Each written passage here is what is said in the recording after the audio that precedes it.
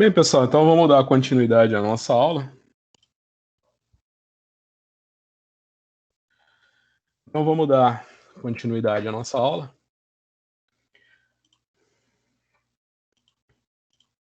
Eu já coloquei a nota, tá? Eu já coloquei a nota para os que participaram do quiz. Então agora vamos falar um pouquinho da matéria nova.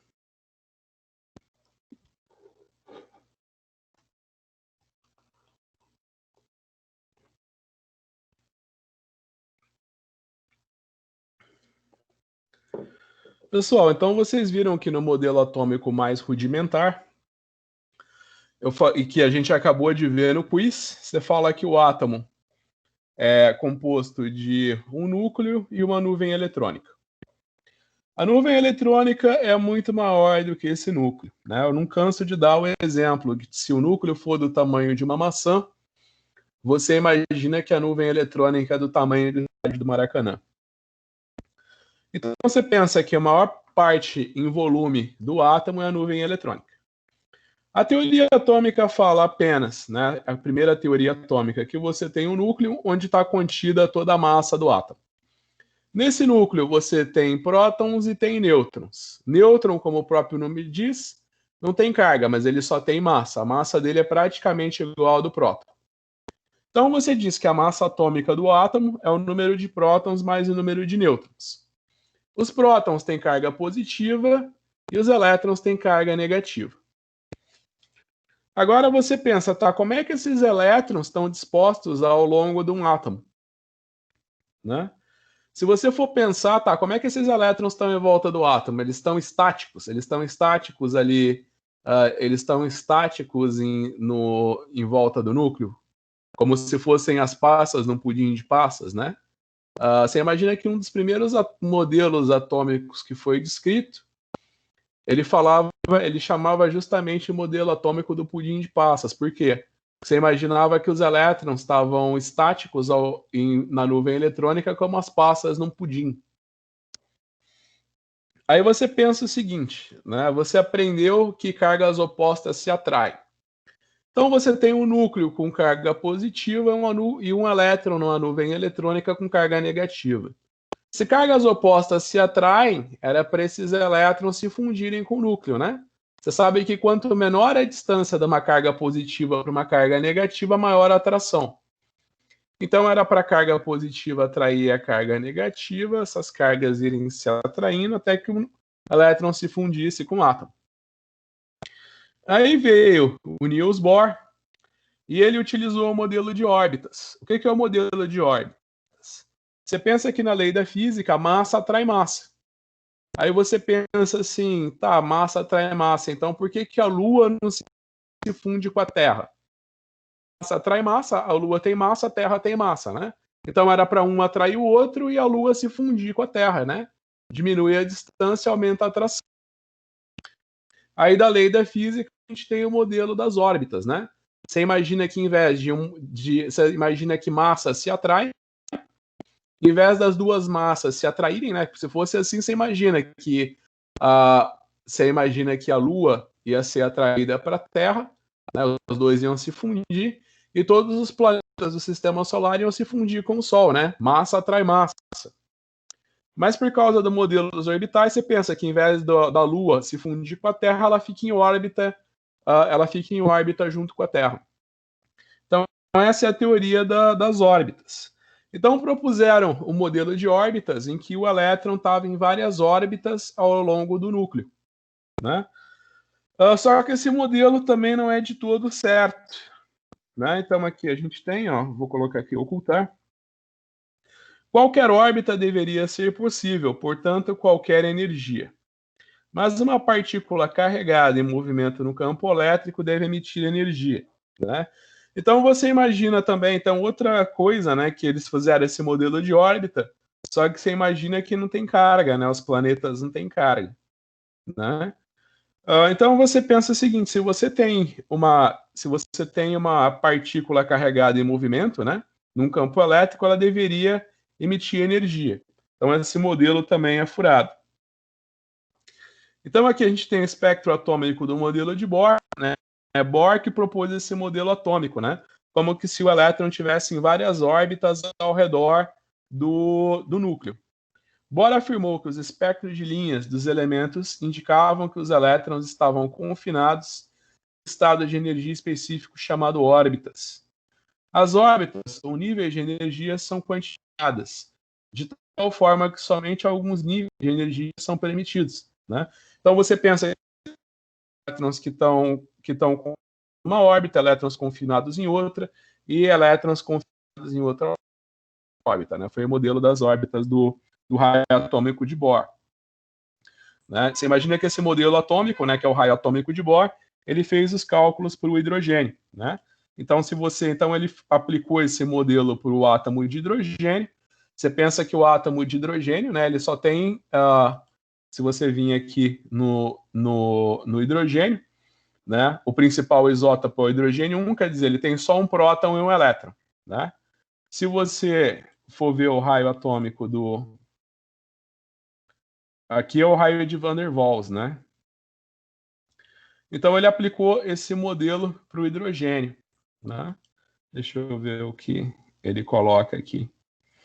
Enfim, ele aplica esse modelo para o hidrogênio, né? Só que você imagina que o hidrogênio é um modelo muito simples, né? Você só tem um elétron e um próton. Então veio o Heisenberg, né? O Heisenberg e o Schrödinger, que propuseram outro modelo. Eles propuseram que os elétrons estariam confinados em várias órbitas. Não tem sentido eu ficar mostrando o cálculo, essas coisas para vocês. Eu tenho certeza que vocês lembram do ensino médio, desses orbitais S, P, D, F, né? Aqui a gente está mostrando só os orbitais S e P. O que vocês acham que representam esses modelos dos orbitais que estão aqui nessa figura? O que vocês acham que isso quer dizer?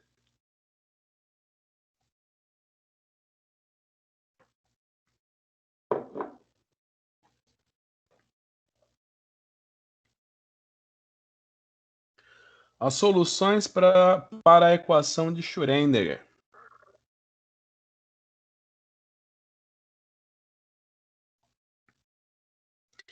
Então, como o próprio slide já diz, as soluções para a equação de Schrödinger fornecem a probabilidade em 3 dimensões de se encontrar um elétron em torno do núcleo. Então, você imagina que ele definiu a probabilidade de você achar o elétron em torno do núcleo. Então, por exemplo, aqui você tem um átomo de hidrogênio.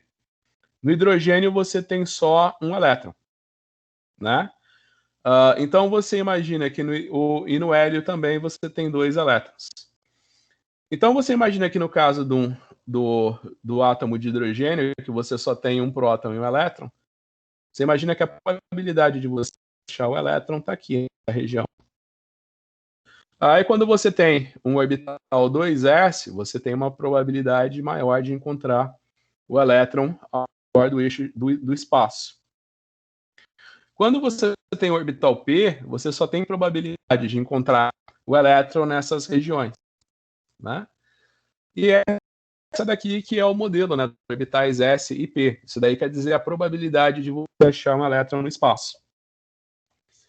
Então ele dividiu isso, né, como distribuição dos elétrons nos átomos. Os elétrons estão distribuídos nos átomos em camadas, né, subcamadas e orbitais. Então daí vem os termos N, L e M, né? Na verdade, o L é uma probabilidade, é uma função do N, né? E o ML é uma probabilidade para cada orbital, né? Então o que ele quer dizer? Os elétrons são distribuídos nos átomos em níveis de energia, que são as camadas, subníveis de energia, que são as subcamadas, orientações dos orbitais, né? Em cada orbital pode existir apenas 2 elétrons diferenciados por seu spin, e os estados de spin, né?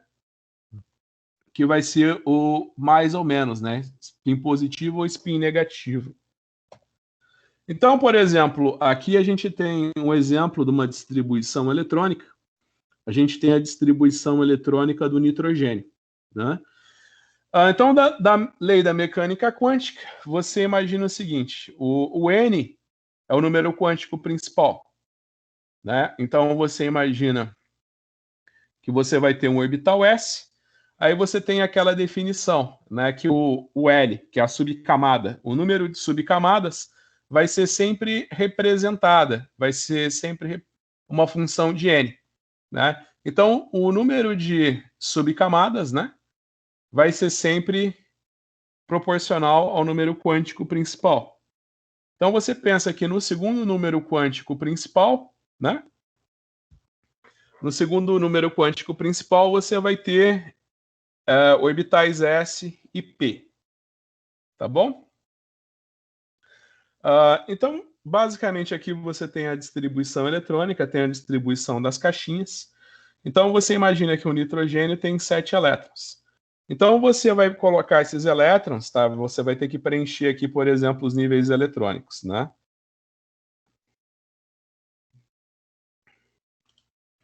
Você vai ter que distribuir os itens, os elétrons, né?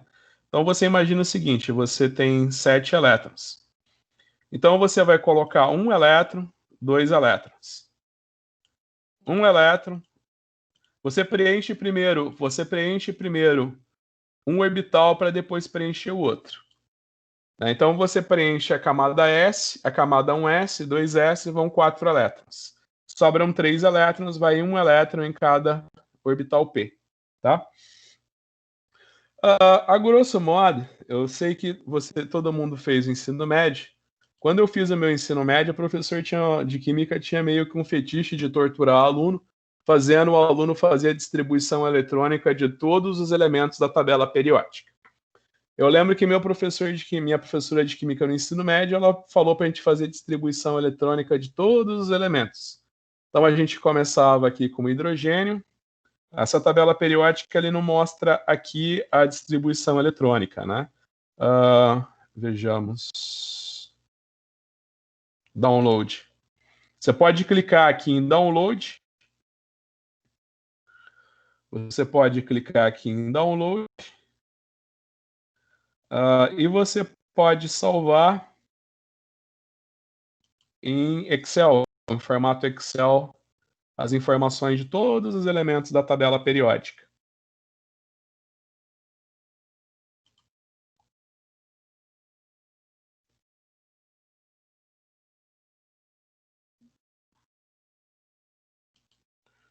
A gente pode fazer isso depois.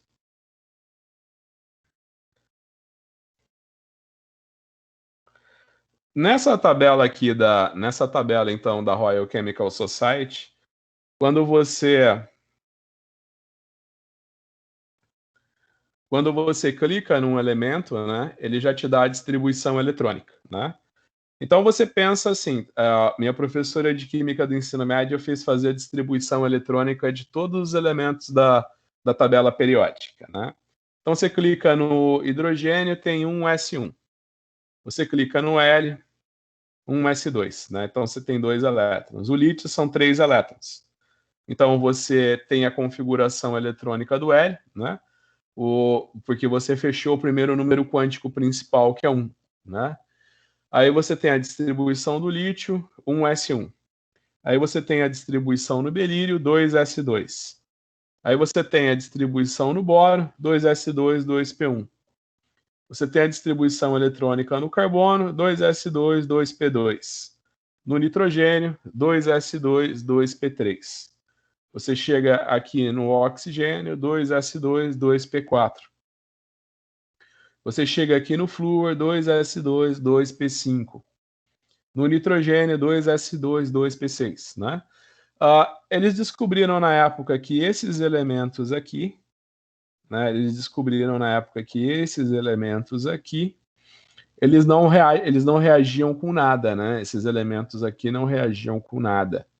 Então eles tiveram a ideia, né, que todo elemento que tinha 8 elétrons na camada mais externa, né?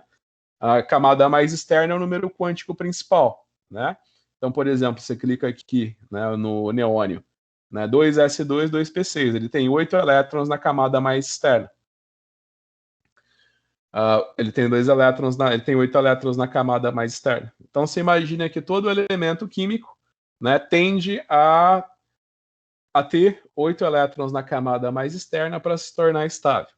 Então, por exemplo, na natureza, você só encontra o cloro na forma de cloreto, né? Você pode obter artificialmente, né, uma infinidade de outros elementos com cloro, né, como hipoclorito, por exemplo, que é utilizado como alvejante, né, tanto para lavar roupa quanto na limpeza doméstica, né? Mas, assim, na natureza você só encontra o cloro na forma de cloreto. Você pensa que a distribuição eletrônica do cloro, né, no número quântico principal, né, ele tem 7 elétrons. Então, se ele ganha mais um elétron, né, vai virar o cloreto, ele vai ter 8 elétrons na camada mais externa. Né? Então, você pensa o seguinte, você não precisa fazer distribuição eletrônica de nenhum elemento. Né?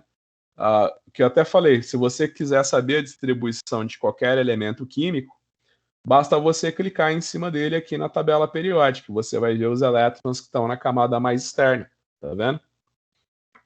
Então, por exemplo, se eu pergunto para você qual que é a distribuição eletrônica do tungstênio? 4F14, 5D4, 6S2. Qual que é a distribuição eletrônica do ouro? 4F14, 5D10, 6S1. Qual que é a distribuição eletrônica do arsênio? 3D10, 4S2, 4P3. Tá, mas você tem que entender uma coisa, né? Nesse curso você não vai precisar fazer distribuição eletrônica em hipótese alguma, né? Se você precisar da distribuição eletrônica, basta você clicar em cima na tabela periódica. E não tem sentido você ficar fazendo distribuição. Para que serve essa distribuição eletrônica, afinal de contas? Para que serve essa distribuição eletrônica, né?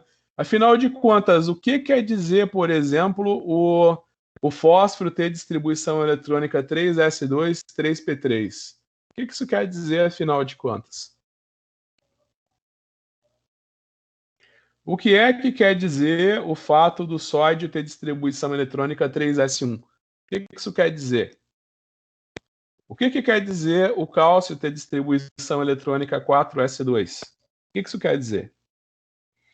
Então, basicamente, a distribuição eletrônica ela serve para você predizer coisas muito importantes.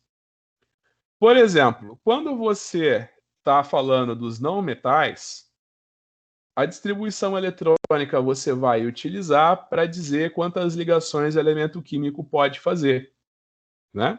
Então, eu não falei para vocês que o enxofre pode fazer 2, 4 e 6 ligações?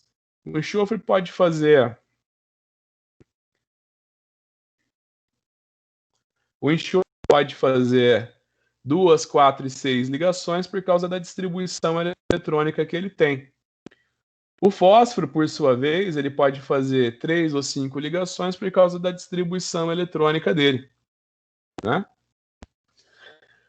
Se você for olhar aqui para a distribuição eletrônica dos halogênios, né?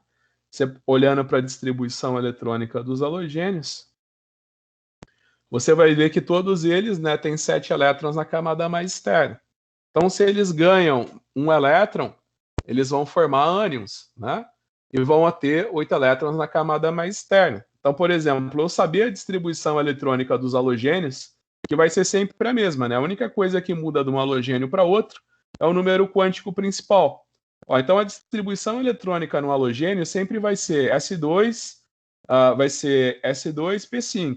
O que vai mudar é o número quântico principal de acordo com o período que o elemento químico está. Então, se você abrir essa tabelinha periódica aqui que eu passei para vocês, né, da RSC, né, da Royal Society of Chemistry, você vai ver que o flúor tem distribuição eletrônica igual a do cloro, do bromo e do iodo.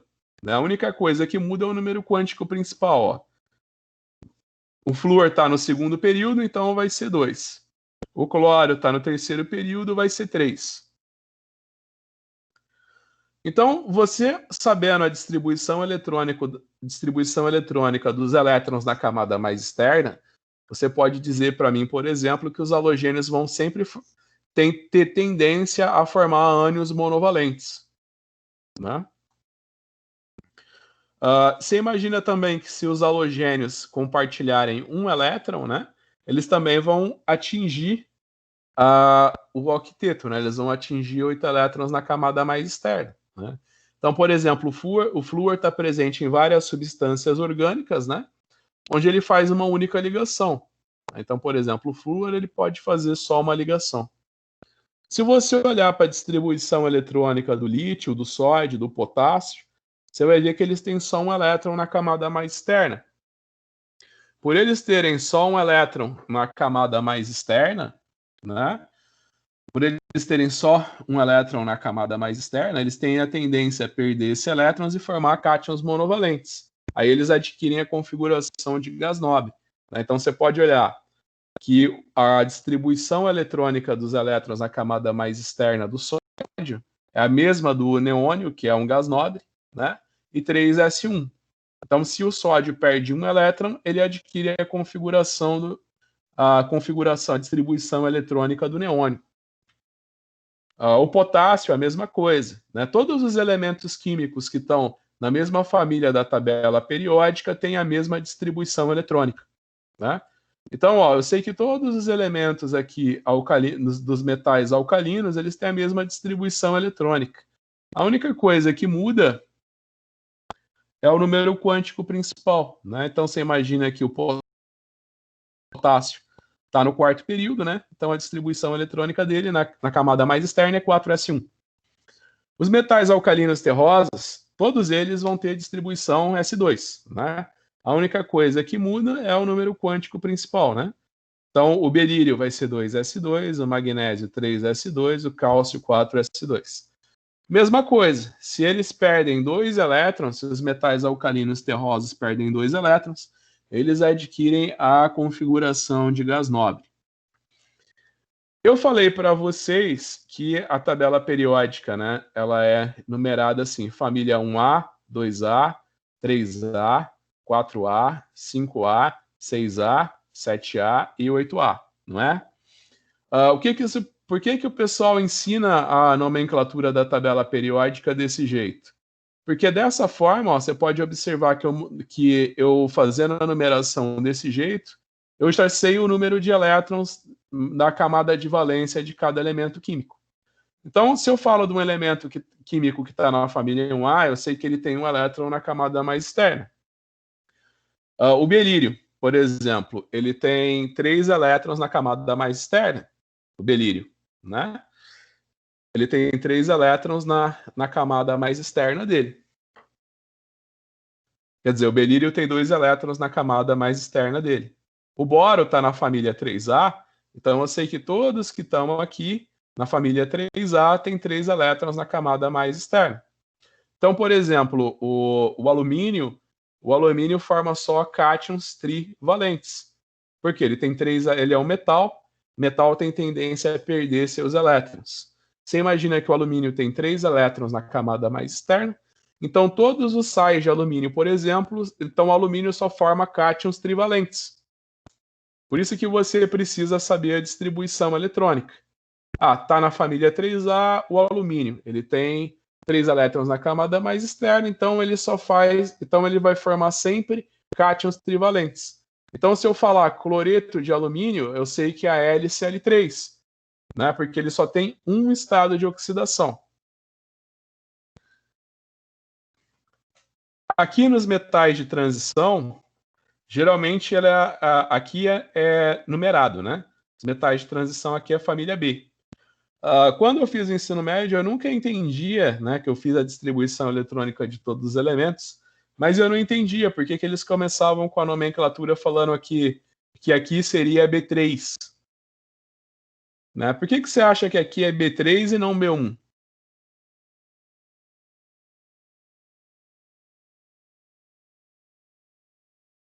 Vamos ver o que a gente tem, o que a gente tem nessa família da tabela periódica? Escândio, irídio, lantânio e actínio, né? Se a gente for olhar só para o escândio e para o irídio, o que vocês estão vendo aqui? Escândio e irídio.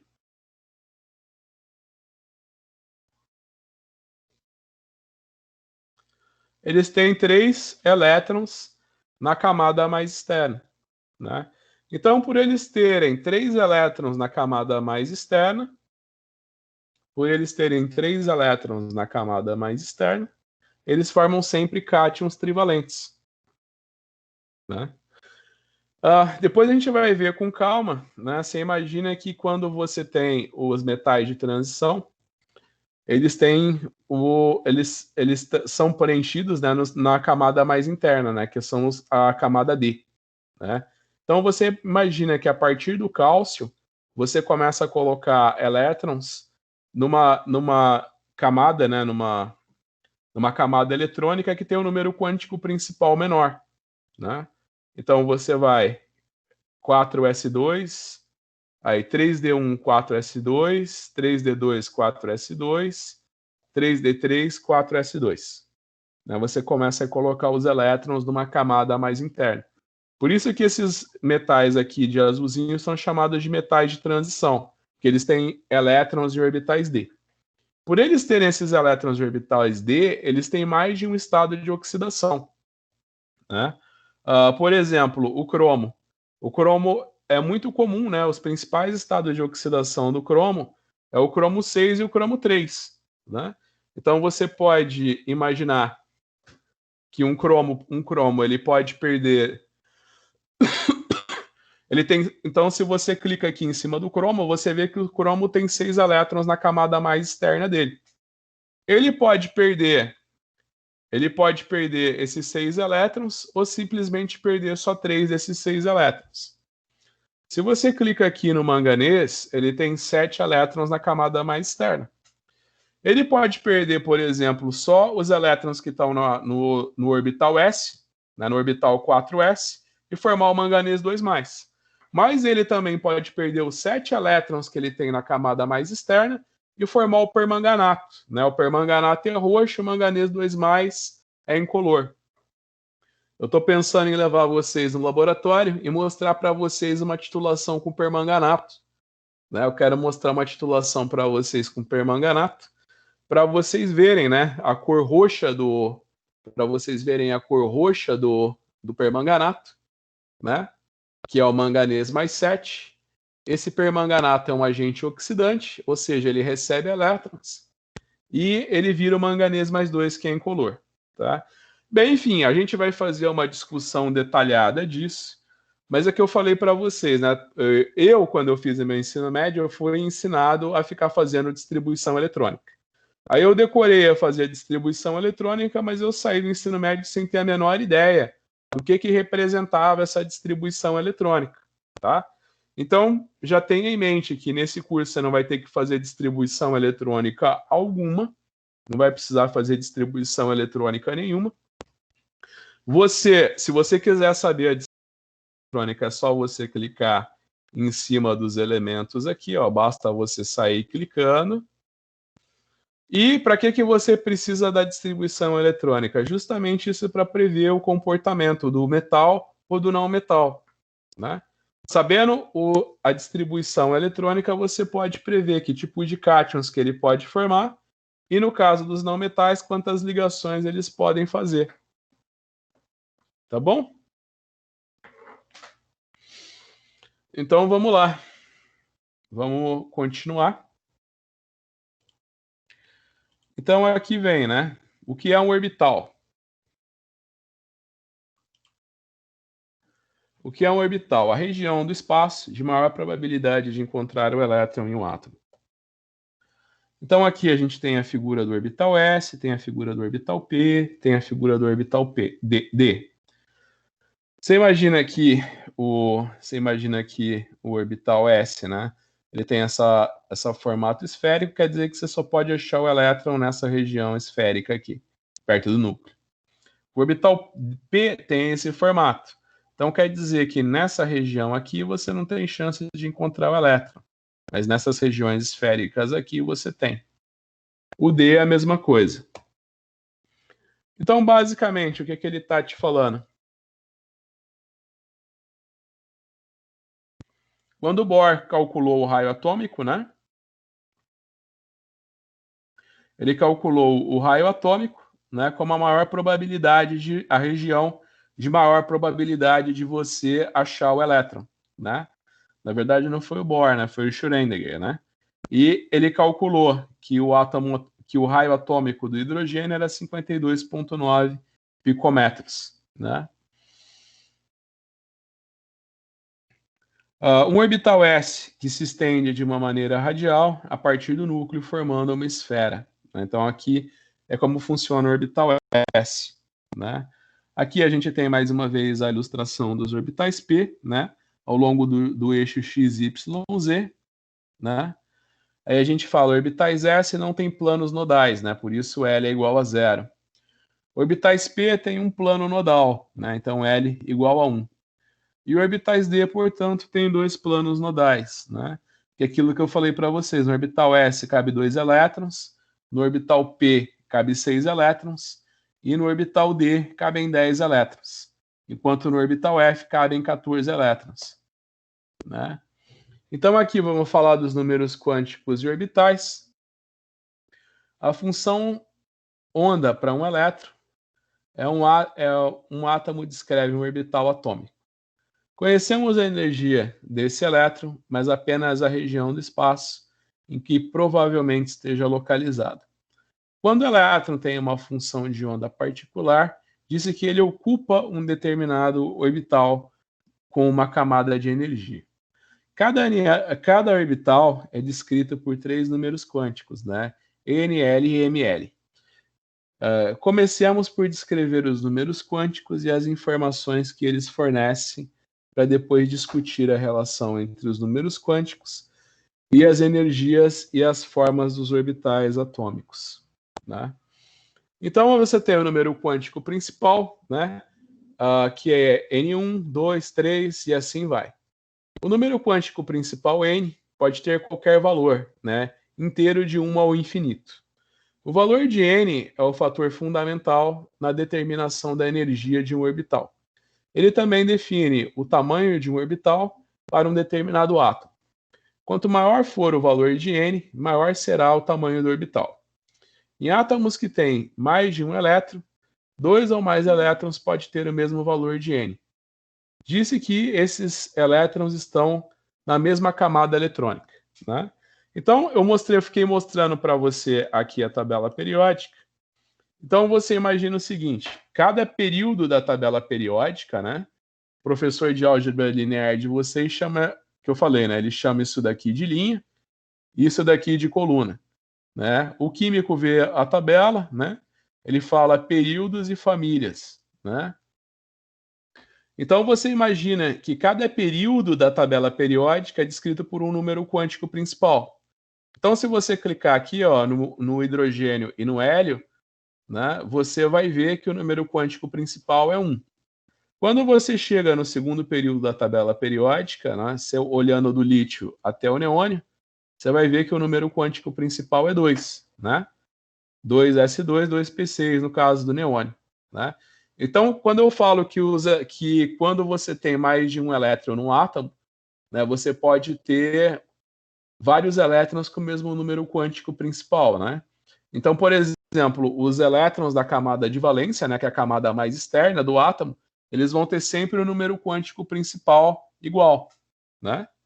Por exemplo, o neônio, ele tem 8 elétrons na camada mais externa dele, que está no número quântico principal 2, né? 2s2, 2p6.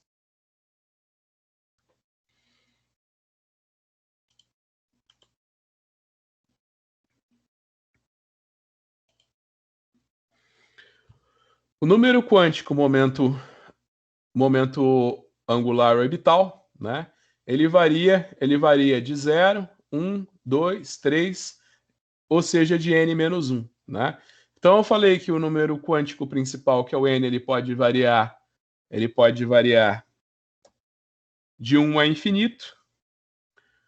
Então você imagina que o momento angular, ele pode variar de 0 até infinito menos 1, né? Então ele pode variar de 0 a infinito menos 1. Orbitais de uma dada camada eletrônica podem ser agrupados em subcamadas, cada qual caracterizada por um valor diferente de número quântico.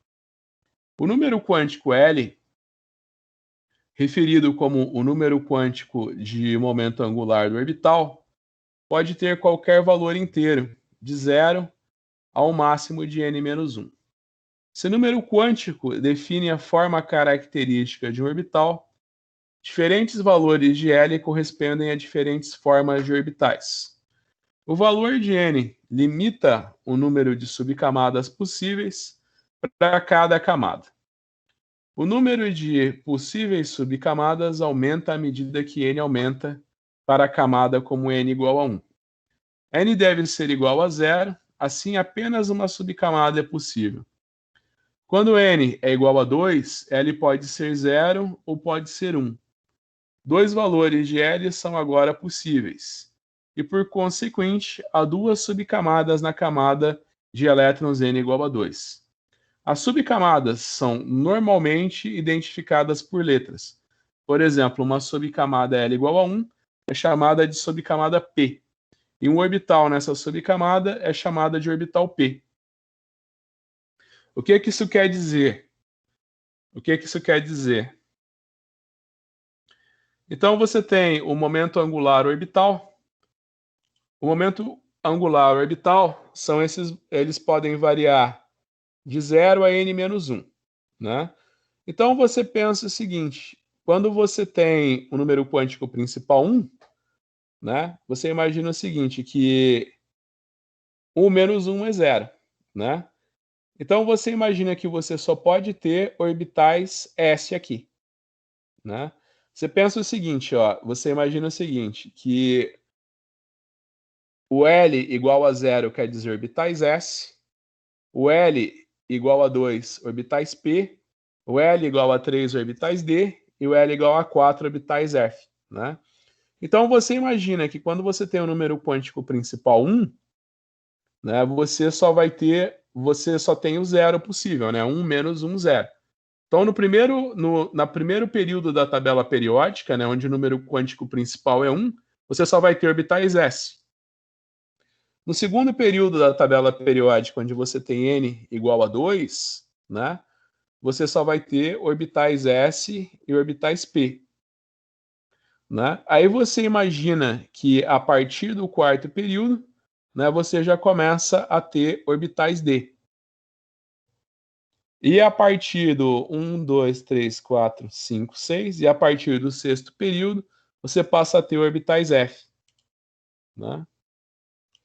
Então aqui a gente tem as subdivisões, ó. Então você tem os valores de L, né? 0 é igual a S, 1 é igual a P, 2 é igual a D e 3 é igual a F, né? Então você pensa que você só vai ter orbitais D no quarto período. 1, 2, 3, 4. Por que só no quarto período? Porque L é sempre igual a n menos 1, né? Então só quando o número quântico principal for 4 que eu vou ter orbitais D. Que nesse caso eu vou ter L igual a 2. Certo? Então vamos continuar a explicação. O número quântico magnético, né? O número quântico magnético ele vai variar de ml0, mais 1, mais 2, mais 3.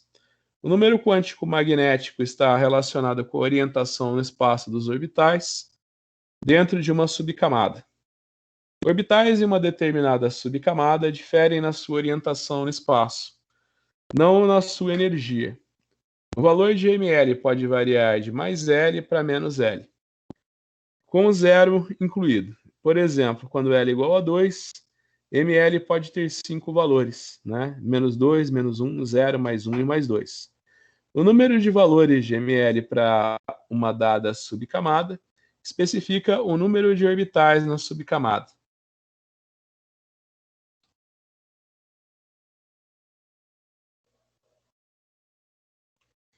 Isso daí então quer dizer o seguinte, né? Então, ó, se você olhar aqui, né? Você imagina que no S o L é igual a 0, né? Então ele só tem o orbital S, só pode alojar 2 elétrons. Você vê que quando P for igual a 1, né? Isso daí me dá 3 orbitais, né? 3 subcamadas que eu posso colocar 2 elétrons em cada, né?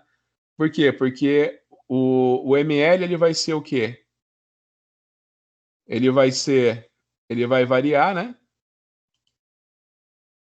Ele vai variar de mais a menos, né?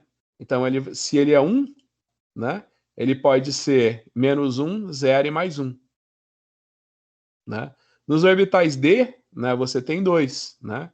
Então, você imagina que o ml ele pode variar de -2 a mais 2, que dá 5 orbitais.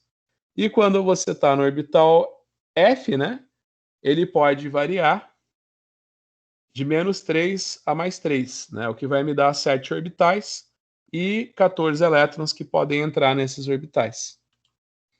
Então, aqui a gente tem um sumário do que foi feito, né? Camadas e subcamadas. Os valores permitidos dos 3 números quânticos estão resumidos na tabela anterior, né? Ao analisar os conjuntos dos números quânticos nessa tabela, você poderá descobrir o seguinte, né? N é o número de subcamadas em uma camada. 2L mais 1 é o número de orbitais em uma subcamada, né? Número de valores de ml. Então é que eu falei para vocês, né? Você tem o número quântico principal, né? Isso daí vai determinar os valores de L. E você sabe que para esses valores de L, né, você é o tanto de subcamadas que você vai ter no orbital, né? E você diz que n ao quadrado é o número de orbitais em uma camada. A primeira camada eletrônica, né, tem n igual a 1. Quando n é igual a 1, o valor de L só pode ser 0, né? Então imagina assim, você tem 1 menos 1, 0, né? Então lembra que o valor de L sempre vai ser n menos 1. Então se o número quântico principal é 1, o valor de L só pode ser 0. Assim, o ml, né, também deve ser um valor de 0. Isso significa que na camada mais próxima do núcleo existe apenas uma subcamada, a qual consiste em apenas um único orbital, o orbital 1s. Tá? Então, ó, aqui que ele está mostrando para vocês, né, tabela periódica.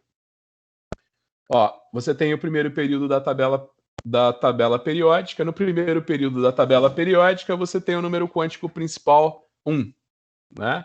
Então, o número quântico principal é 1, isso daí te dá um L igual a 0, né? Que representa um orbital S. Um orbital S só pode ter uma subcamada, né? Aí depois você vem para o número quântico principal 2, né? Então, agora, o valor de L pode ser 1, né? 2 menos 1, 1. Aí, nesse momento, você tem orbitais S e P. Então, como está aqui no slide, né? Quando n é igual a 2, L pode ter dois valores, 0 e 1. Assim, há duas subcamadas na segunda camada. Uma delas é a subcamada 2S, né? E a outra é a subcamada 2P. Os valores de ml podem ser -1, 0 e mais 1, quando L é igual a 1. Há 3 orbitais 2P. Todos os 3 orbitais têm a mesma forma. No entanto, cada um tem um valor diferente de ml, isso é, os 3 orbitais diferem quanto à sua orientação no espaço. Quando você chega na terceira camada, né? Então lembra que L, né? Vai ser sempre n-1, né? Então você imagina que os valores de L podem ser 0, 1 e 2. Então quer dizer que a partir daí eu vou ter, a partir do n igual a 3, né? Eu vou ter orbitais S, P e D.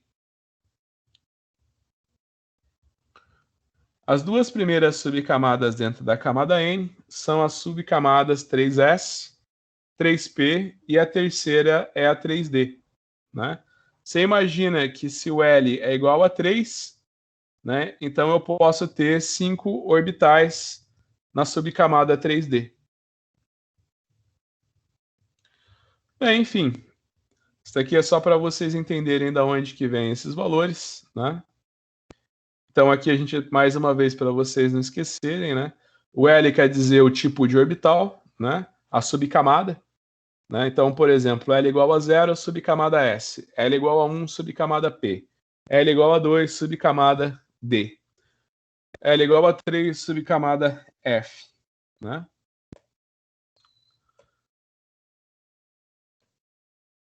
Então vamos lá, os números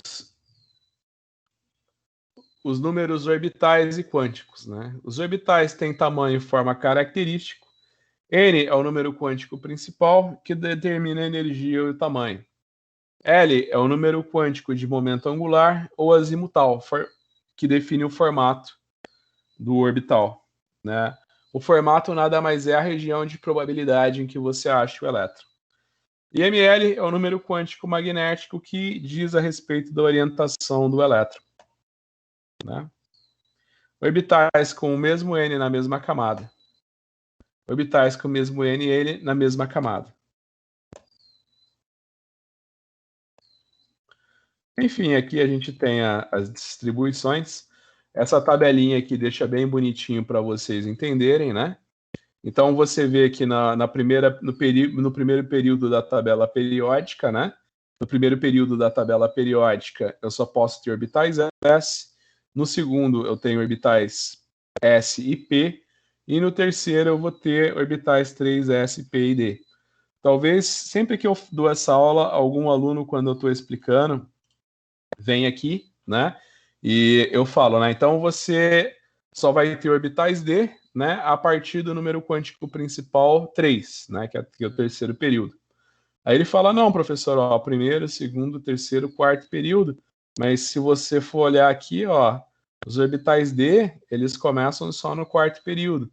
Tá, de fato, mas você pode ver que o número quântico principal desses orbitais D, né, é 3. Tá bom? Então é por isso que a gente fala que os elétrons que entram nos metais de transição, eles são colocados numa camada interior. Aí fala, pô, mas o que é camada interior?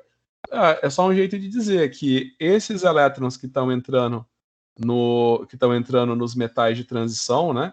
Se você faz a distribuição eletrônica, né? Escândio, titânio, vanádio, cromo, manganês, você imagina que esses elétrons estão sendo colocados em orbitais que têm um número quântico principal menor, né? Que ele tem um número quântico principal menor do que os elétrons na camada de valência, né? Então, esse daqui é só uma explicaçãozinha. Então, quando você olhar aqui, você vai ver, né? Então, você vai saber que é por isso que no número quântico principal você só tem orbitais S.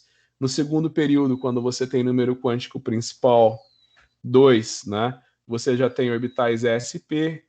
Número quântico principal igual a 3, você já tem orbitais S, P e D, né? E é por isso, ó, e você imagina que esse L, né? Número quântico do momento angular diz o formato do orbital, tá? Então, por exemplo, o mais simples, né? Então, o que você vai ver aqui na tabela periódica é só o N e o L, tá? Você vai ver só o N e o L. Então, se você vem aqui na tabela periódica e clica em cima do elemento, você só vai ver, ele vai sempre te mostrar a distribuição na camada de valência, ele vai te mostrar o número quântico principal, o número quântico principal é o 2, né? E o L, né, que é o momento angular, vai dar a forma do orbital, né? Que, por exemplo, SP, né? Você imagina que L igual a 0 quer dizer S, L igual a 1 quer dizer P, L igual a 2 quer dizer D, tá? Então, na tabela periódica, quando você vê a distribuição eletrônica, desse jeito, você só vai ver o N e o L.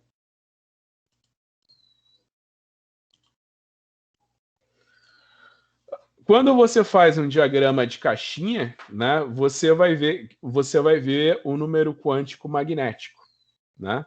Quando você faz um diagrama de caixinha, você vai ver o número quântico magnético, né? Então você imagina que o número quântico magnético ele sempre vai variar de menos L a mais L, né? Isso daqui é o número de orbitais que você tem. Então, se você tinha dúvida no ensino médio, né? Então, eu já cheguei aqui de cara e falei, eu tenho certeza que você já fez em algum momento esse diagrama aqui de caixinha, né? Então, por exemplo, o fato de uma subcamada P ter 3 orbitais, né, onde pode entrar um elétron em cada orbital, é justamente por isso. Você tem número quântico principal 1, número quântico principal 2, né? Então, quando você tem, esse daqui é o L, né? Que é o momento angular, você imagina que, no caso, L igual a 1, então você imagina que o número de orbitais vai de menos L a mais L, né? Ou seja, vai de menos 1 a 1. Então você tem menos 1, 0 e 1. Né? Então é por isso que o orbital P tem 3 subcamadas, onde entram 2 elétrons em cada subcamada. Tá bom?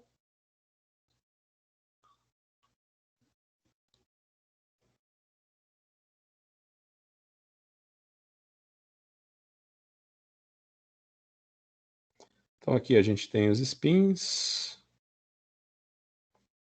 Eu não quero ficar falando muito disso. Tá, então vamos falar aqui, ó.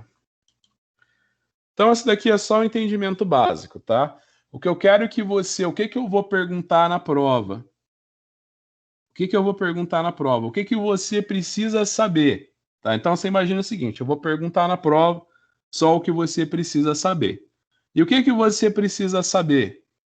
Você precisa saber que tipo de ligações os não-metais formam, que tipo de ânions os não-metais formam e que tipo de cátion os metais formam. Ah, meu Deus, como é que eu vou saber isso, professor? Através da distribuição eletrônica, tá? Então eu precisei explicar para você. Então aqui, por exemplo, eu estou mostrando a distribuição da tabela periódica. Eu precisava dizer para você que esse 1s, 2s, 3s, tá vendo? Esse número aqui é o número quântico principal. Esse S, D, P e F, né? É o momento angular. Ele vai ser sempre, ele vai sempre variar, né, de n-1. Né? O valor máximo dele é n-1. Né?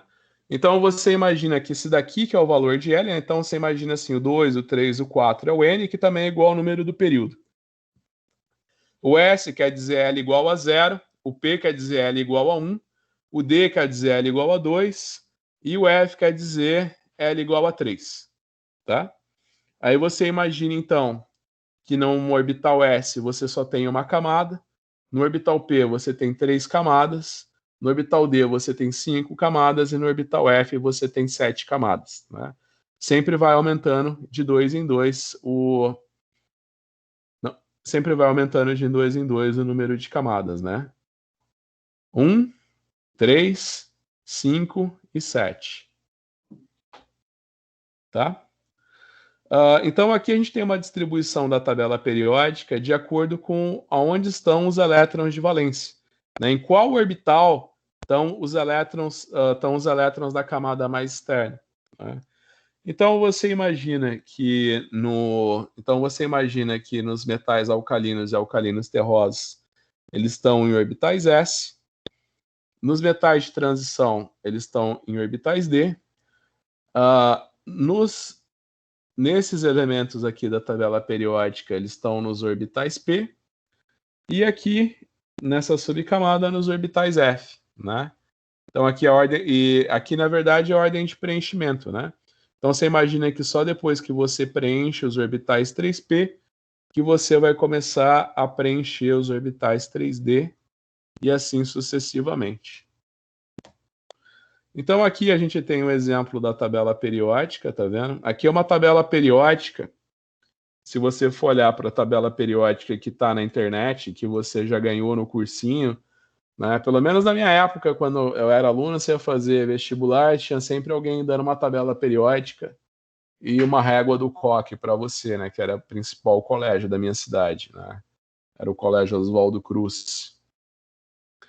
Então, se você for olhar aqui na tabela periódica, ó,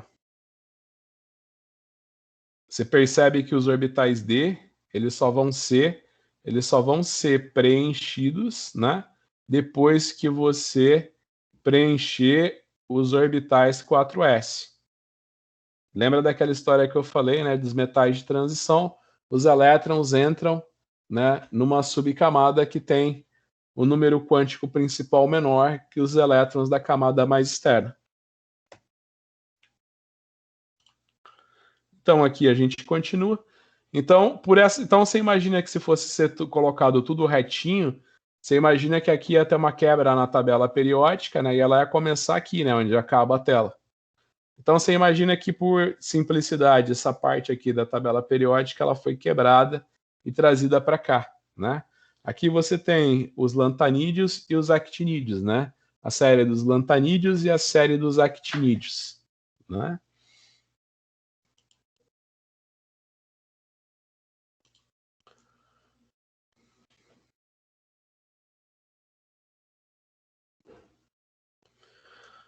Então, uma coisa que é importante você lembrar é a regra de Hooge, né?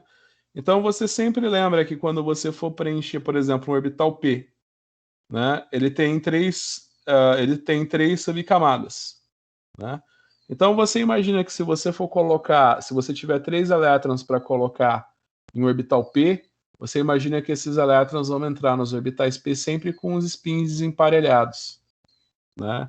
Só se precisar entrar mais elétrons que eles vão entrar com o spin oposto, né?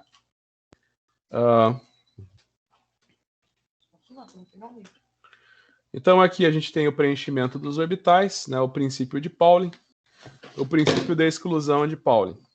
Cada orbital pode ter até 2 elétrons e cada um com rotações diferentes, né? Então é por isso que quando a gente faz esse diagrama das caixinhas, né? A gente sempre coloca, né? Por exemplo, o orbital P, né? Ele tem 3 subcamadas, né? Você imagina que cada subcamada pode entrar um elétron. A gente ensina a fazer setinha para cima, setinha para baixo, né? Você imagina que setinha para cima é momento de spin positivo, setinha para baixo é momento de spin negativo, né? Então, quando você vai colocar os elétrons, você sempre imagina que eles estão... Quando você vai colocar os elétrons, você sempre imagina como eles vão estar dispostos, né? Eles vão entrar, preferencialmente, um em cada orbital, né? E depois eles vão se emparelhando. Então, por exemplo, aqui a gente tem novamente, né, o exemplo do nitrogênio, né? Então você imagina o seguinte: o nitrogênio tem 7 elétrons. Então, 2 elétrons você utiliza para preencher um orbital 1s, né? Aí te sobram 5 elétrons.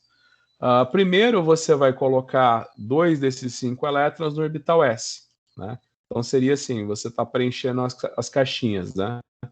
Você coloca um elétron, aí você pega outro elétron e preenche essa caixinha, né? Aí você tem 2 elétrons nesse orbital, cada um com spin diferente. Vão te sobrar 3 elétrons. Cada um desses elétrons entra numa subcamada do orbital P com o mesmo número de spin. Se você for fazer agora a distribuição do oxigênio para mim, por exemplo, o que vai mudar? Faz de conta que agora eu pedi para ti a distribuição do oxigênio. Opa, o oxigênio tem 8 elétrons, né? Enquanto o nitrogênio tem 7. Opa, então eu coloco aqui e vou lá. Essa daqui é a distribuição eletrônica do... Essa daqui é a distribuição eletrônica do oxigênio. Se eu falo para ti, agora me faça a distribuição eletrônica do flúor. Aí vai entrar esse 1 elétron aqui, né? Então é assim que a gente faz esses diagramas de caixinha, né? Ó, número quântico principal, 1, 2, né? Quando você tem o número quântico principal igual a 2, né? Então os valores de L pode ser 0 e 1. O valor de L igual a 0 é orbital S. O valor de L igual a 1 é orbital P, né? Aí você lembra que o número de subcamadas em cada orbital, né? Vai variar de menos L a mais L. Então você imagina que uma subcamada S só pode ter um orbital, uma subcamada P pode ter 3 orbitais, tá?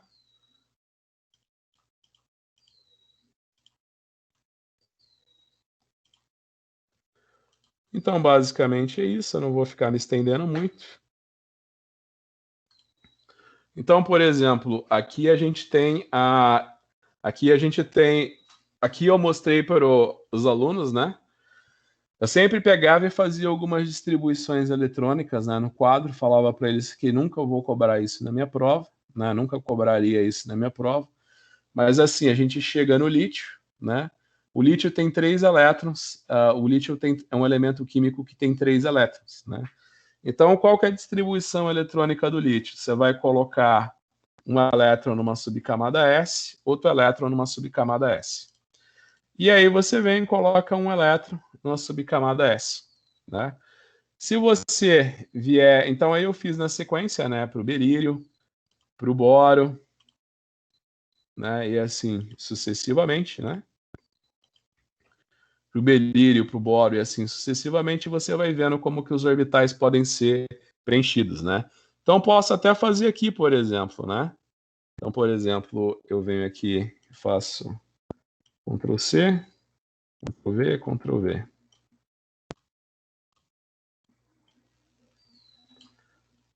C, Ctrl V, Ctrl V, Ctrl V. Então, você pode imaginar o seguinte, né? Então, aqui você tem a...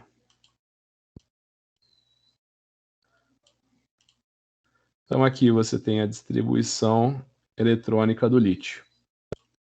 O lítio tem 3 elétrons, né? Então, vem 2 elétrons no orbital S, 1 elétron no orbital 2s, né? Se você chega na sequência, você chega no berílio, aí você vai vir e vai colocar mais um elétronzinho aqui. Então, nesse momento, você vê que, por exemplo, o berílio, né?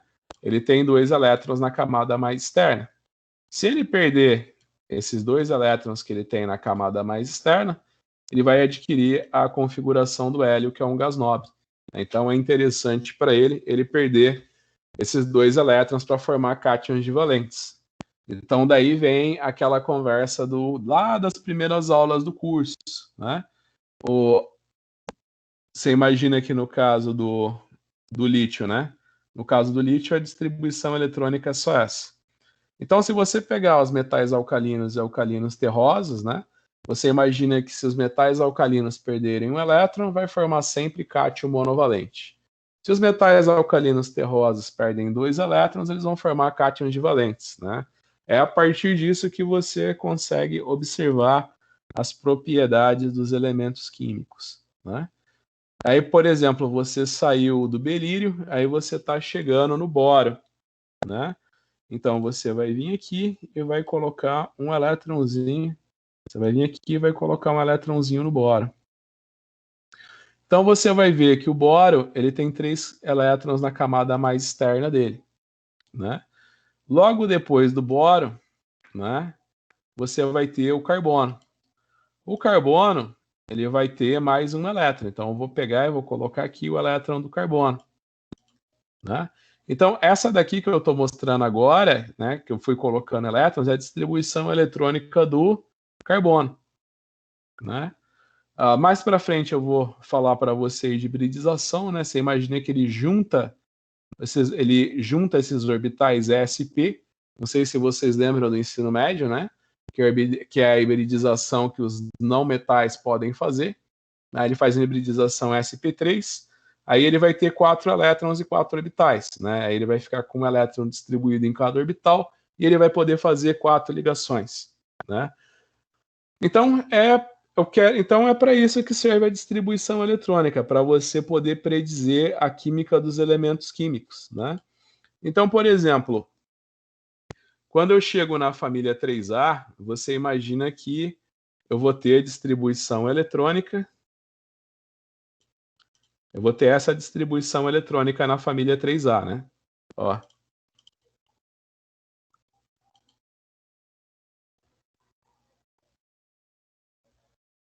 Quatro S2, 4P1. Então você pensa o seguinte: você sempre perde os elétrons que estão na camada mais externa. Então eu vou perder os meus 3 elétrons, né? Então por essa razão, o alumínio ele sempre forma cátions trivalentes. Da mesma forma, o galho forma cátions trivalentes, né? Então, se você encontrar sais de alumínio e de galho, eles vão estar sempre na forma de cátions trivalentes, né? Então você vai ter o tricloreto de galho, né? A forma do óxido de galho é essa daqui, né?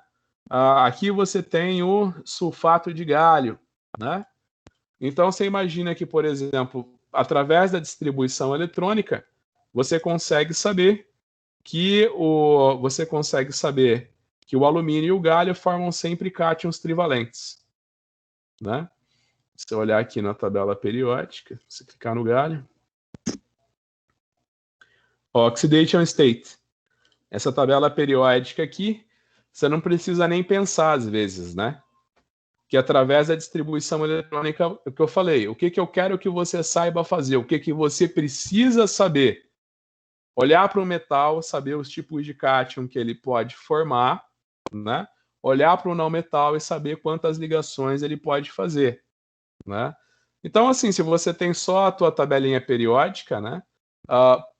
Por o galho estar na família 3A e por ele ter 3 elétrons na camada mais externa dele, né? Ó, perdão, eu cliquei no germânio, né? O galho, né?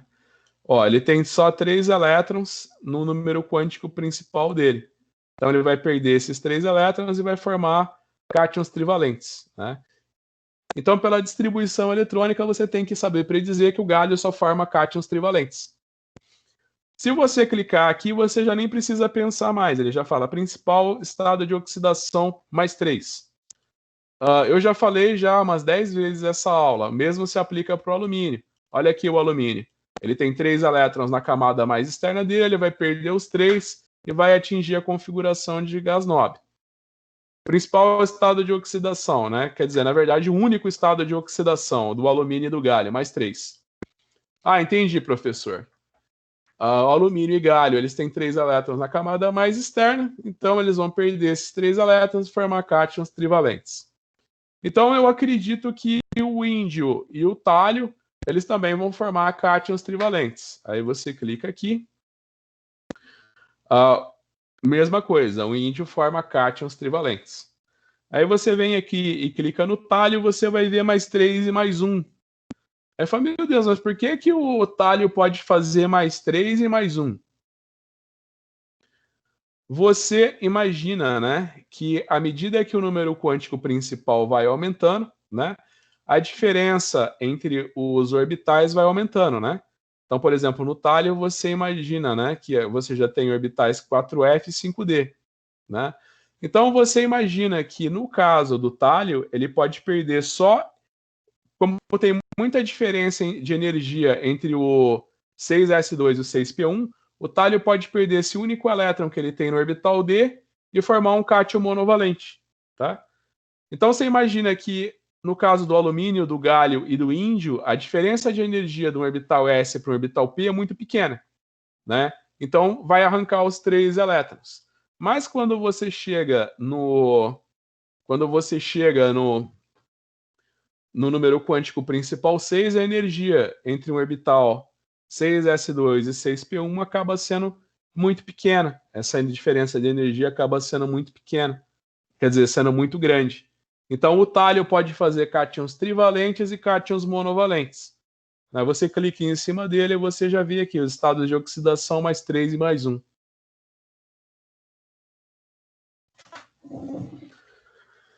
Certo?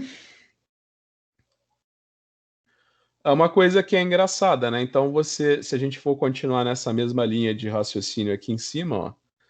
Então eu falei para vocês, né? Então aqui, ó, você colocou mais um elétron, você tem a distribuição eletrônica do alumínio.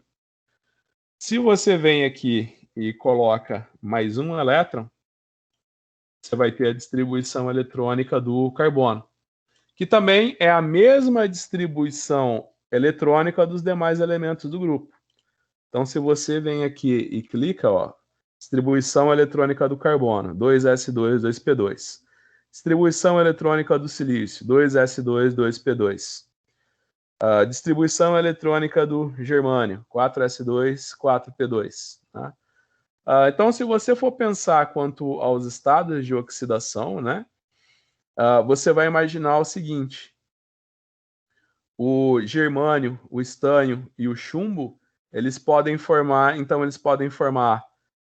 cátions tetravalentes e divalentes. Né? Então, se você vem aqui na tabela periódica e clica nos principais estados de oxidação, ó, você vai ver que o germânio ele pode formar cátions di e tetravalente. Se você clicar no estânio, ele pode fazer di e tetravalente. E se você clicar no chumbo, ele também pode fazer di e tetravalente. Ah, mas por que, professor? Ó, pensa bem, todos os elementos têm essa distribuição eletrônica aqui, né? 2 elétrons numa subcamada S e 2 elétrons numa subcamada P. Ele pode perder só os elétrons da subcamada P, aí forma um cátion divalente, ou perde todos. Se ele perder todos, né, ele forma um cátion tetravalente. Então você imagina o seguinte, que o germânio é praticamente impossível você ter um cátion divalente de germânio, né? Você imagina assim que é praticamente impossível você ter um germânio divalente, né? Ou um germânio divalente, geralmente ele vai perder os 4 elétrons dele. Você imagina que você já consegue obter um estânio divalente tetravalente, né? Então, por exemplo, eu consigo ter no laboratório, eu consigo obter, não estava falando do galho, né? Então agora eu posso falar do germânio. Estava falando do germânio, né? Aqui eu falei do galho, né? Agora estava falando do germânio, né? Então você pensa o seguinte, você imagina o seguinte, que o germânio, né? Ele vai estar sempre na forma de formando cátions tetravalentes, né? No laboratório, fonte subscrito, fazer melhor aqui isso. Vou vir aqui fazer novo slide, inserir caixa de texto. Então você imagina o seguinte, que o germânio, né? Vou colocar aqui 36 para ficar mais fácil de você visualizar. Você imagina que o germânio, né? Ele vai estar sempre na forma de cátions tetravalentes, tá? Se você chegar no estanho,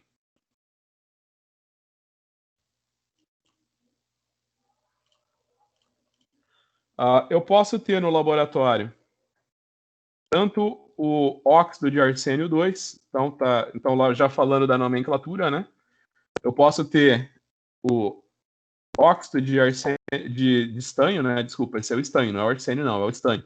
Então eu posso ter o óxido de estanho, posso ter o óxido de estanho 2 e eu posso ter o óxido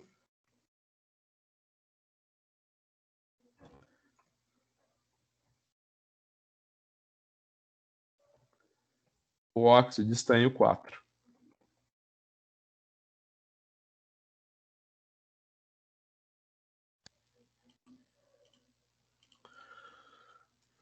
Que na verdade aqui vai ter um 2.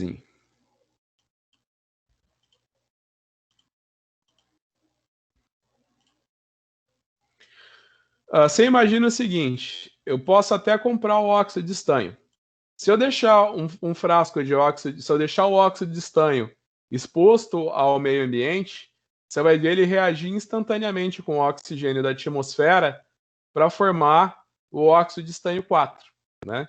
Então você imagina que existe o estanho, ele pode estar no estado de oxidação mais 2, mas ele prefere ficar no estado de oxidação mais 4. Você imagina que a diferença de energia entre os orbitais S e P no estanho é muito baixa. Então existe estanho mais 2, mas ele é muito facilmente oxidado até estanho mais 4.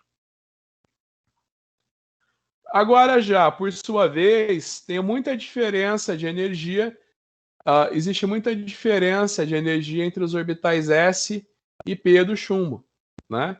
Então você imagina que o chumbo ele pode estar no estado de oxidação mais 2 e no estado de oxidação mais 4, né? Então ele pode estar como óxido de chumbo 2, ou ele pode estar como óxido de chumbo 4. Ele pode estar nessas duas formas. No entanto, ele prefere ficar na forma de óxido de chumbo, né? Então você imagina que o dióxido de chumbo ele é um agente oxidante forte. Se você pegar dióxido de chumbo e colocar ele na presença de uma substância redutora, né, ele vai virar dióxido de chumbo ou até chumbo mais 2.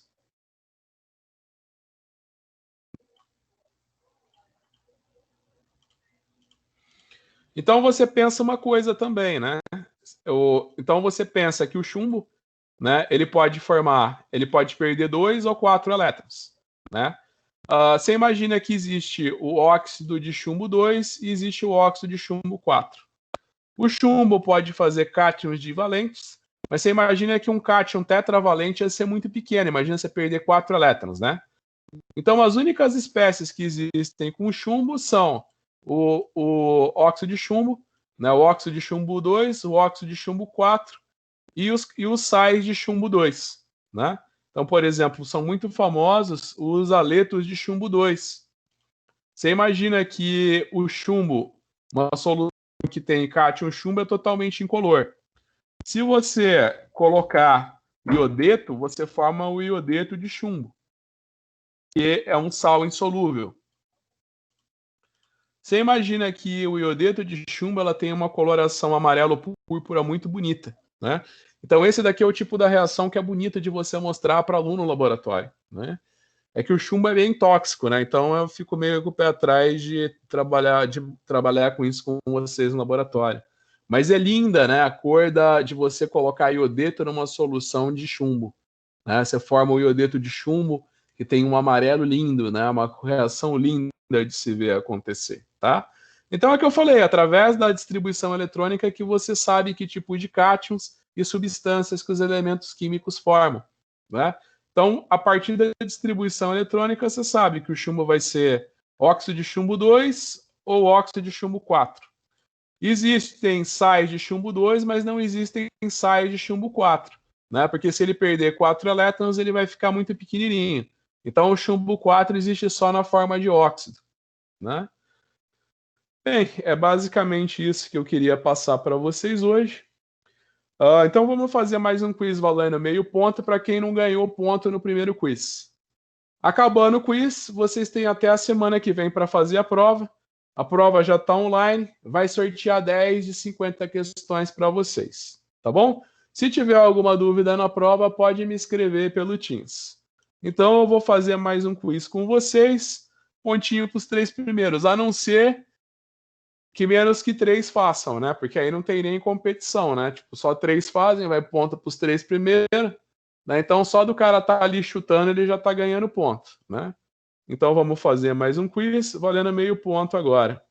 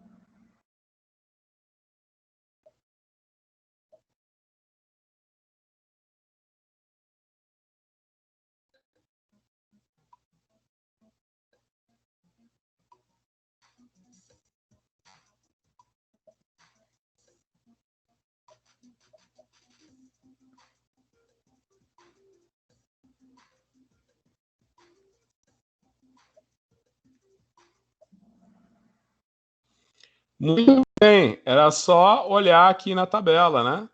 Basta você olhar aqui, deixa eu ver, ó, só o chumbo tem 82, sem erro.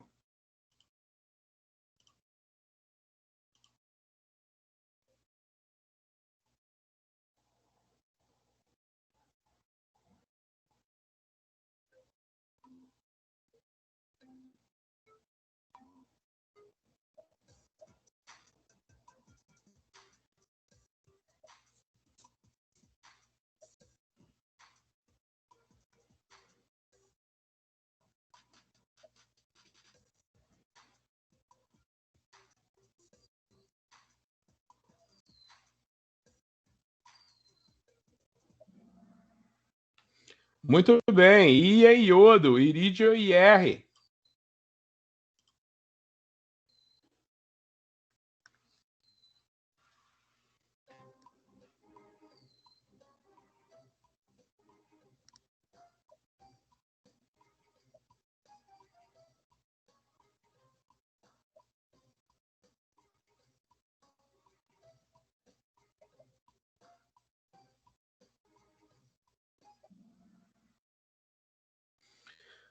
Você pode imaginar, acho que só 2 alunos foi na aula de separação de misturas, né?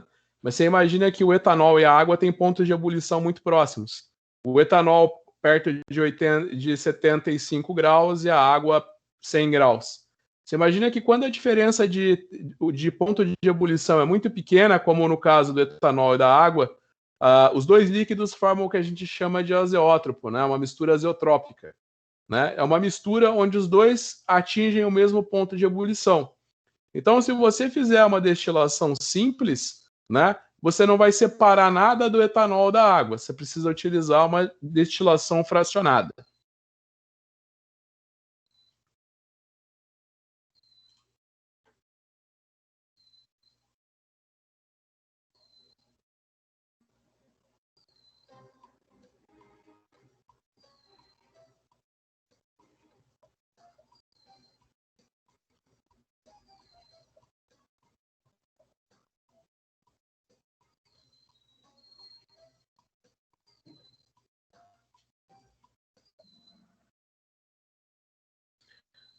Você imagina que uma mistura heterogênea ela vai ter mais de uma fase, tá?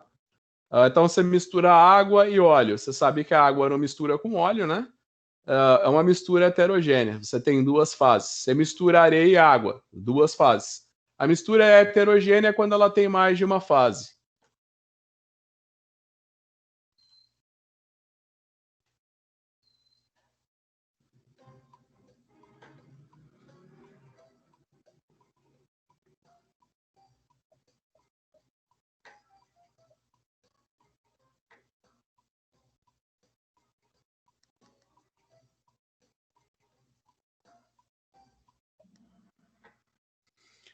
Você imagina que a água é polar e o etanol também é polar. Quando você mistura água e etanol, né, você tem os dois são totalmente immiscíveis. Então, você tem só uma fase, é uma mistura homogênea.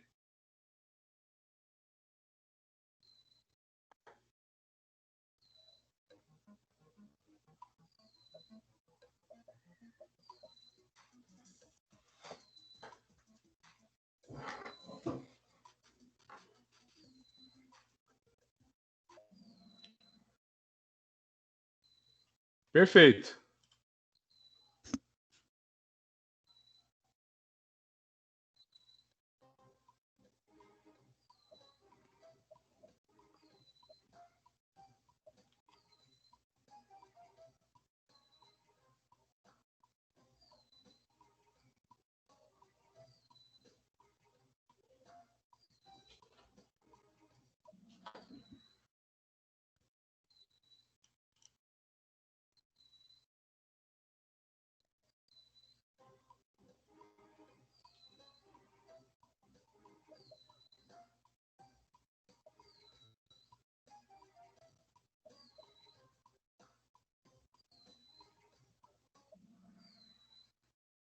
Muito bem. Eu fui passar na questão anterior, né? Então você imagina que a água e o etanol é uma mistura homogênea, né? E aqui é um exemplo de uma destilação fracionada para você separar água e etanol.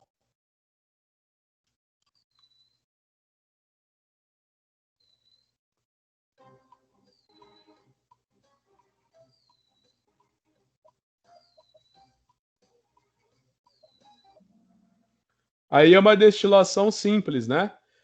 Para que você usa uma destilação simples, né? Para separar líquidos, para separar analitos que tenham ponto de ebulição muito distintos, né?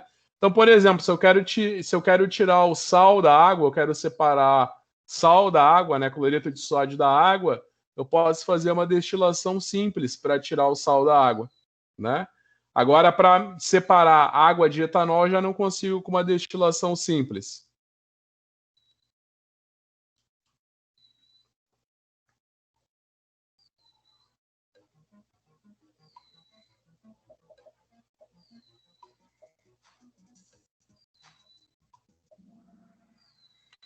Muito bem.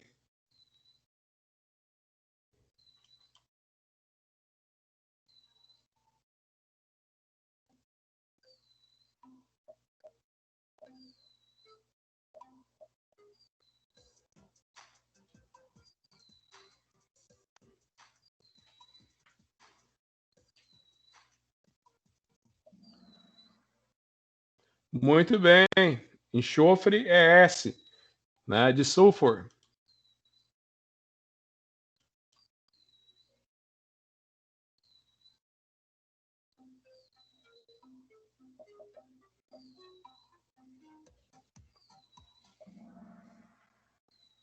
Muito bem.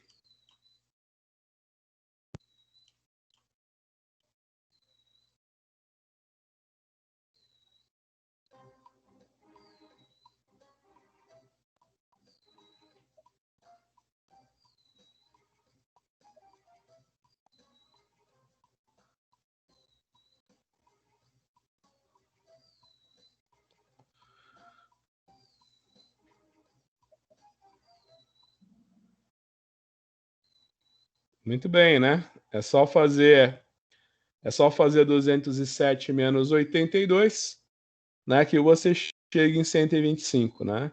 Lembrando que o número de nêutrons. Massa atômica é prótons mais número de nêutrons, né? Então se eu tenho massa atômica 207, eu tenho prótons mais nêutrons igual a 207. Se os elétrons são 82, eu tenho prótons igual a 82, né?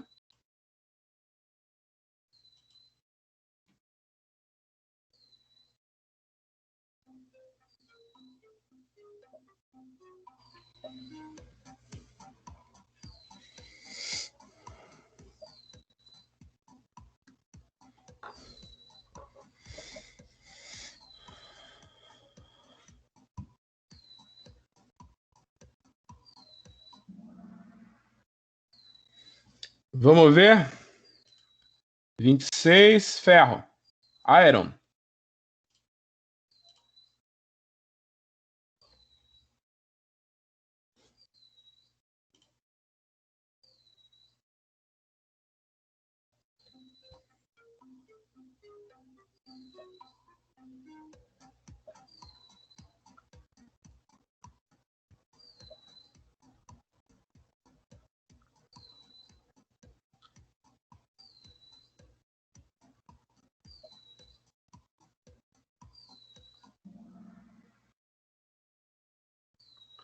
Muito simples, né? Tenho 11 elétrons, é só olhar aqui na tabela periódica, é o sódio.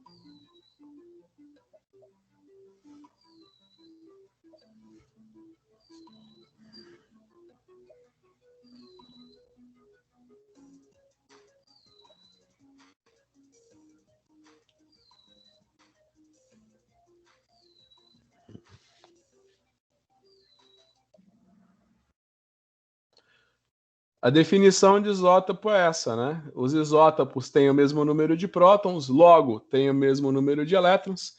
A única coisa que muda é o número de nêutrons, né? Então eles são chamados de isótopos por quê? Porque se eles têm o mesmo número de elétrons, eles têm as mesmas propriedades químicas, embora não tenham massas atômicas diferentes.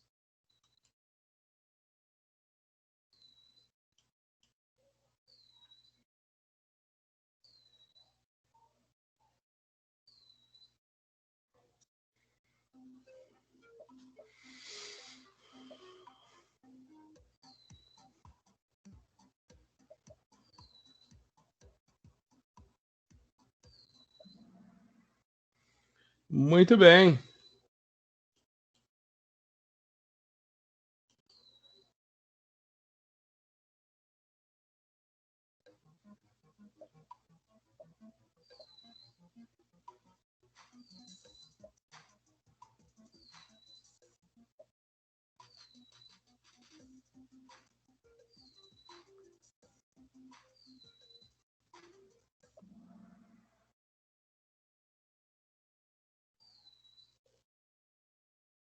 Muito bem, falso.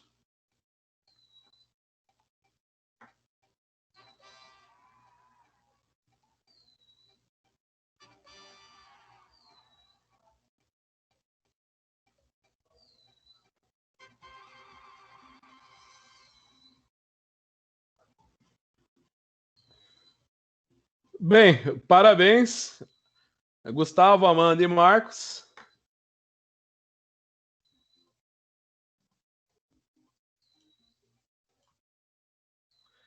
Então, meus parabéns para vocês.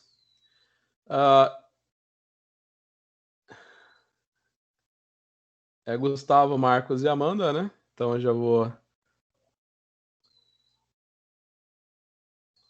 já vou colocar aqui o meio ponto de vocês do quiz. Já vou colocar aqui o meio ponto de vocês. E é isso, pessoal. Agradeço muito a presença de vocês na minha aula, por toda a atenção e a paciência de vocês. Infelizmente, nossas aulas estavam programadas para voltar na próxima quinta-feira, a gente se encontrar de maneira presencial na próxima quinta-feira, né? Não foi permitido ainda, mas eu já estou liberado desde o começo do semestre a fazer aula prática com vocês, né? Então, logo eu entro em contato com vocês pelo chat da sala, né? Pelo chat da aula, para a gente realizar mais uma prática de ensino, né? E assim a gente se encontrar, né? Por mais que a gente esteja à distância, eu acho interessante a gente se encontrar de maneira presencial de vez em quando, né? Assim a gente não perde o contato, né? Bem, mas é isso, pessoal. Mais uma vez, muito obrigado pela presença, pela atenção de vocês. A prova vai abrir agora às 22 horas, tá? Então, uma ótima semana para vocês, uma ótima prova e até a semana que vem. E bom feriado, que é na segunda, né?